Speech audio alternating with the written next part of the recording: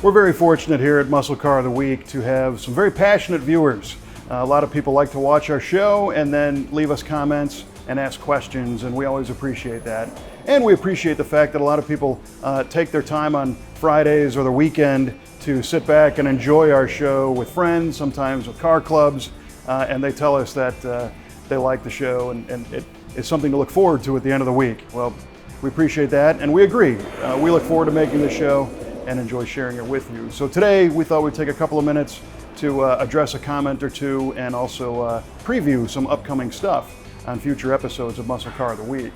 So the first comment we get fairly often, and people ask, are the cars for sale that we show on Muscle Car of the Week? Well, it's an interesting question because we don't shoot this show using the cars from the Brothers Collection as a sales tool. This is purely for entertainment, information, to share the cars. Sometimes cars are sold out of the collection, but that's not why we do this. I know sometimes the presentations we make might sound like we are extolling the virtues of a particular car to get somebody interested in buying it, but that's really not what it is. We're more of an entertainment show. Sharp eyes might notice every once in a while that a car might go across an auction that used to be in this collection.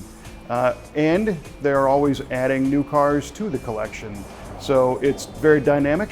And when the Brothers Collection Museum opens, which we will announce that opening time here on the show, we will let you know when you can come see these in person. That's coming. Not quite there yet. So are they for sale? Well, technically everything's for sale, but that's not really why we do Muscle Car of the Week.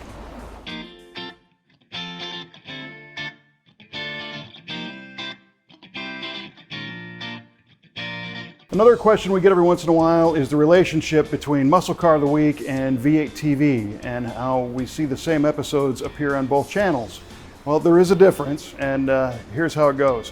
Initially, our company produced V8TV, which is a television show and a web show that shows ways to build and modify cars, covering different events, the SEMA show, Muscle Car and Corvette Nationals, things like that. And we helped launch the Muscle Car of the Week channel using V8TV. So we published Muscle Car of the Week episodes on the V8 channel and then also on the dedicated Muscle Car of the Week channel. Well, today we have a whole bunch of subscribers on the Muscle Car of the Week channel and on V8TV. And the V8TV viewers are accustomed to seeing those Muscle Car episodes as well as the other content. So initially we thought, well, we would ramp down the Muscle Car episodes on V8 and just have them only on Muscle Car of the Week, but why not show them to everybody? So that's what we do. We produce both. We're not copying content from somebody else. And if you are into seeing how muscle cars are restored and event coverage like we mentioned before, you might want to subscribe to the V8TV channel if you will only subscribe to Muscle Car of the Week. And the other thing I'll throw at you too is many people don't realize we also produce a radio style podcast called V8 Radio. And you can find that on iTunes or on our v8radio.com website. And that's we've been doing that for a couple years. Those are hour-long episodes, and there are many that cover Muscle Car of the Week as well, expanding on the stories from the cars and even some behind-the-scenes story info about how we shoot the show. So we'll put a link in the comments section on how you can listen to and subscribe to V8 Radio. Somebody pointed out that recently the Rapid Transit show cars that were formerly of the Stephen Juliano collection went up for auction at a MCACN auction. Those were all very cool cars. They were on display at the Muscle Car and Corvette Nationals this past year. So if you go back through our Muscle Car of the Week channel, you can see that in our coverage from the 2018 Muscle Car and Corvette Nationals. Really cool car. And finally, for a little sneak peek at something coming up on Muscle Car of the Week, we're going to be introducing some people that actually manage the cars from the Brothers Collection.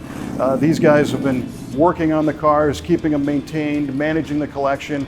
So they're around these cars, you know, almost every day, and they have a lot of interesting stories and information about the cars. So on a couple upcoming episodes, you're going to see some faces, not just mine, but we're going to introduce you to a couple of those guys and provide some insight on some very cool cars from the Brothers Collection. So that's something to look forward to.